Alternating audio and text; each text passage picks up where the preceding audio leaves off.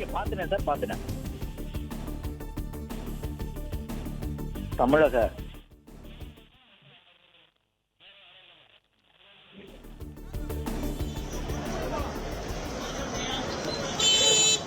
தமிழக பரப்புரை கூட்டத்திற்கு வந்திருந்தது.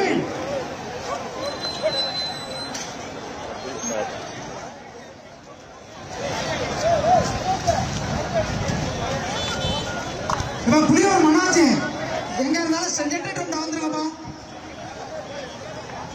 அது ஜம்மு எங்க இருந்தாலும் உடனடியாக 10 பேர் உயிரிழந்திருக்கின்றார்கள் என்ற விவரம் தெரிய வந்திருக்கின்றது. மாவட்ட ஆட்சியர் தரப்பிலே கேட்ட பொழுது அது உறுதி செய்யப்பட்டிருக்கின்றது.